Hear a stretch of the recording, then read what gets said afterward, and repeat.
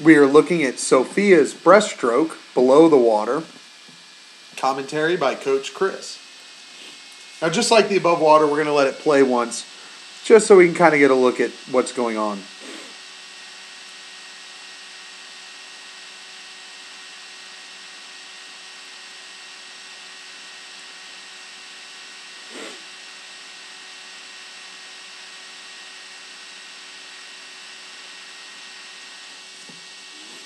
So she's doing a lot of stuff really, really well. We kind of talked about that on the above water.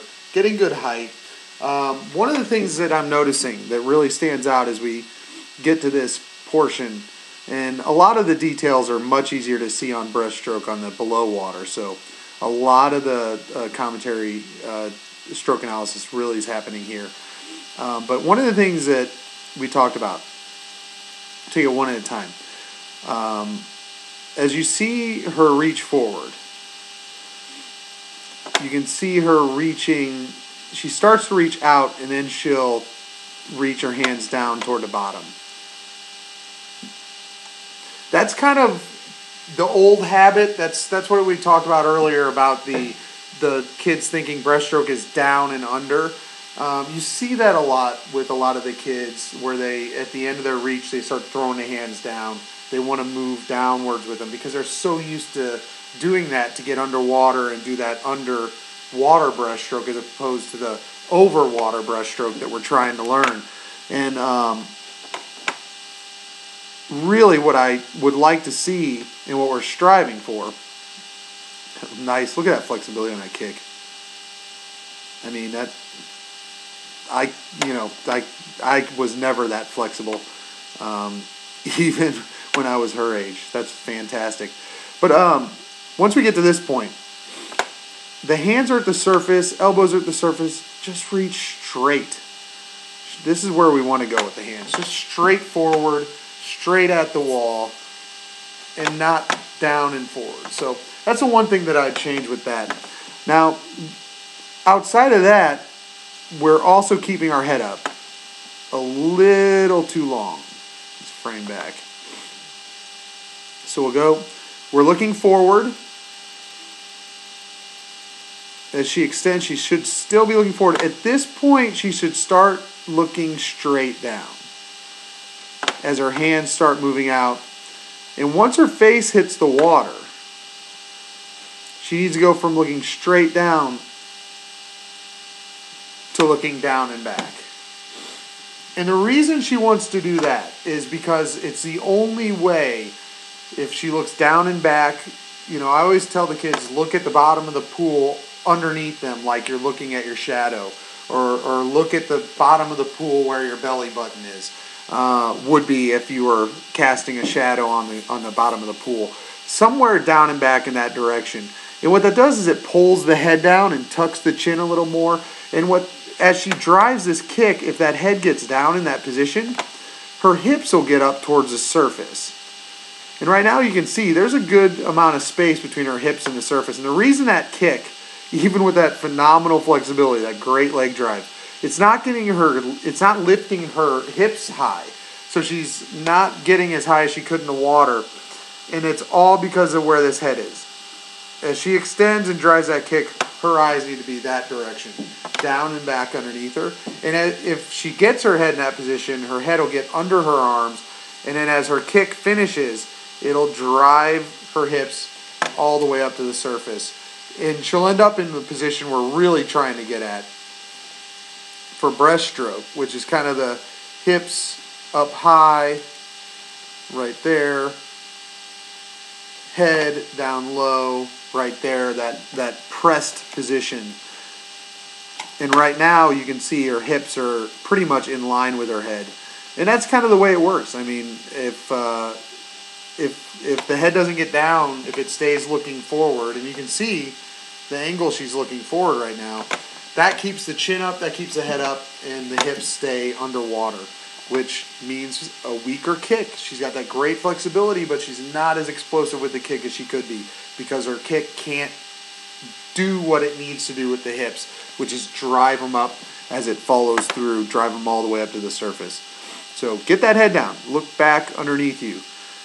after your face hits the water. As soon as the face hits the water and the face starts going in the water, you need to look down and back to let the kick finish and drive the hips up. Now we're getting towards that wall.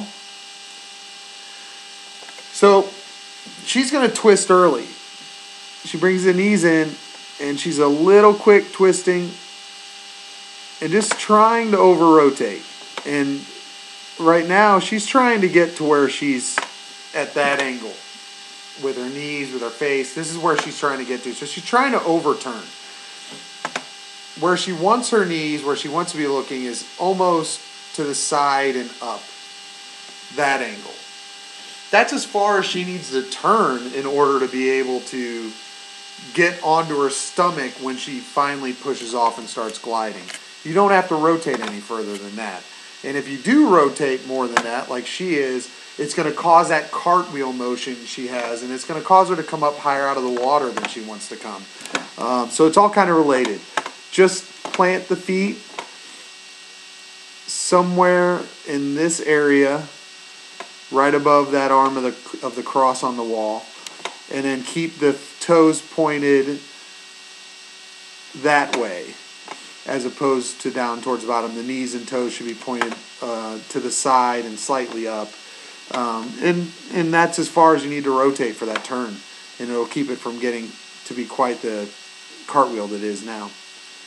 Good push off. And one of the things I'm talking to a lot of the kids about, and one of the things we're starting to teach at Elite, and we're starting to trickle it down into the other groups, is when to do what.